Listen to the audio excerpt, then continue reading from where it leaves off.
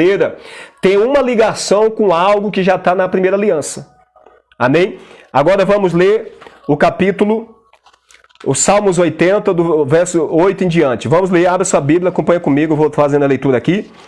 Salmos 80, do verso 8 em diante, vou estar lendo alguns versículos. Acompanha aí você. Trouxer-te uma vinha do Egito, lançar-te fora os gentios e a plantar-te. Olha só o que ele está falando. Verso 9. Preparar-te-lhe lugar e fizeste com que ela deitasse raízes. Encheu a terra. Verso 10. Os montes foram cobertos da sua sombra. E os seus ramos, olha só aqui falando de ramos. Ela fecha o seu áudio, filha, por favor. Então observa aqui que no versículo 11 está falando de ramos. O que é que a gente falou lá? Jesus está falando da videira que tem os ramos. Em algumas traduções é ramos, em outra tradução está galho. Amém? Em outra tradução está a vara. Mas está falando da mesma coisa. Então ele fala aqui, e estendeu as suas ramagens até o mar, o verso 11. E os seus ramos até o rio. Verso 12, porque quebraste então os seus valados, de modo que todos os que passam por ela a vindimam. Amém? Então, vamos ler mais um texto. Então, aqui está falando de Israel, comparando Israel como a videira. Então, por isso que Jesus está falando de uma videira. O fato dele usar a palavra videira não é algo desconectado. Ele está falando primeiro para o povo judeu, que ele veio primeiro para o povo judeu. Eu peço aos irmãos que fechem o áudio. Elane, feche o seu áudio, filho, em nome de Jesus.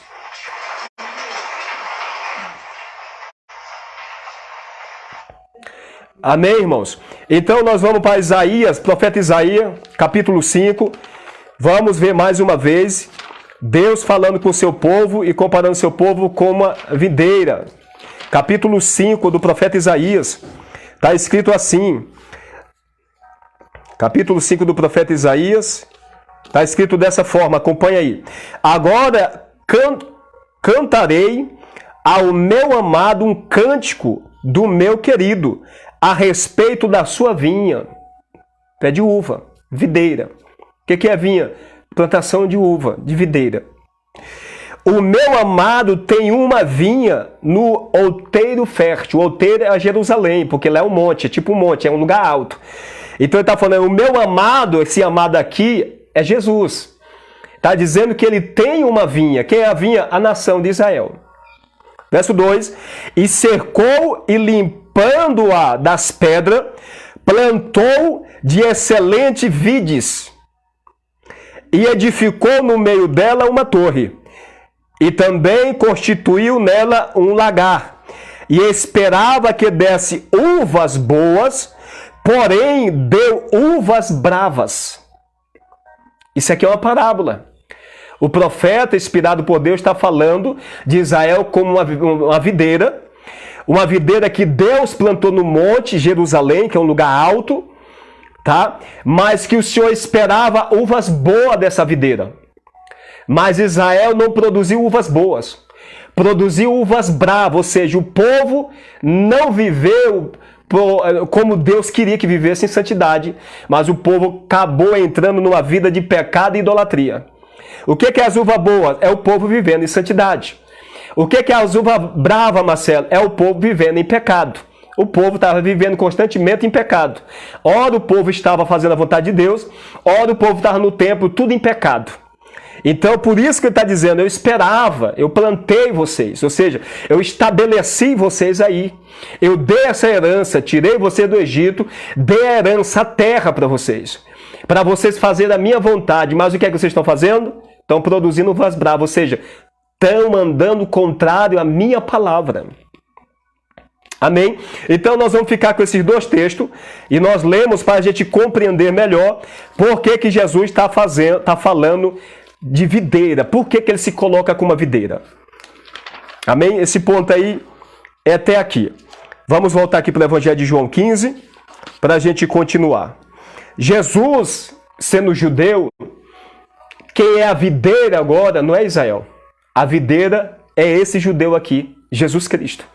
Ele é a videira que Deus enviou para poder resgatar, começando por Israel. Tá, irmão? As promessas foram feitas aos pais, a Abraão, a Isaac, a Jacó e toda a sua descendência. Começando por Israel. O plano de Deus é abranger a humanidade. Mas tudo tem um começo. E Deus começou por onde? Deus escolheu este povo para manifestar a sua glória, para lá em Jerusalém ser a habitação dele. Do templo dele, a glória dele. É o lugar que Deus deu para o seu povo. E partindo de lá, Deus abrangiu a humanidade. É como um lugar sede. Igual era no princípio. Ali tinha um jardim do Éden. Deus criou tudo perfeito. Mas depois Deus criou algo completamente diferente, que é o jardim do Éden. Nós não vamos entrar nessa parte, mas o jardim do Éden não era a mesma coisa que o restante da criação, do mundo. O jardim do Éden era um lugar específico, diferente de tudo, porque ali tinha um portal espiritual onde Deus se manifestava dentro do jardim do Éden e conversava com os homens. Tá? Quando o homem peca, ele é expulso deste local. Da onde, Marcelo? Do Éden, do jardim do Éden. O Éden é uma geografia e dentro do Éden Deus plantou árvores. Éden é uma geografia e Deus dentro do Éden plantou outras árvores, que essas árvores eram diferentes também. E dentro do Éden tinha o quê? A árvore da vida. E Deus ali se manifestava. Deus não se manifestava no mundo. Deus se manifestava dentro do Éden. Então tudo isso é importante para a gente compreender o que está escrito. Porque ali tinha a árvore da vida. Então a árvore da vida, irmãos, ela não é uma árvore comum. Tá? Ela não é uma árvore normal. A aparência dela, a figura dela não é como as árvores normal. Marcelo, como assim? Se você for para Apocalipse, você vai ver que a árvore da vida, ela é um formato de um portal. Ela é redonda, ela é um arco. Marcelo, como você sabe disso? Porque a Bíblia fala. A Bíblia fala, o João vendo a Cidade Santa, no meio da praça da Cidade Santa, tem as águas, ela passa as águas da vida, que sai do trono de Deus e do trono do Cordeiro, debaixo do trono, dentro da cidade. E naquele rio, a árvore da vida está sobre aquele rio. A árvore da vida é uma árvore. E ela pega do lado do rio e do outro lado. Então, nós entendemos que a árvore da vida não é uma árvore com a figura normal. Porque se é uma árvore e ela está de um lado do rio e do outro lado, isso significa que ela é tipo um arco, igual ao arco-íris. Isso é uma revelação para nós entender que a árvore da vida, ela é um tipo de um portal. Por isso que ela estava no Éden e Deus ali se manifestava por esse portal. E a árvore e as águas que vinha do Éden, hoje não existe mais os 4 braços do rio, só existe 2. Mas ali era a plenitude de Deus.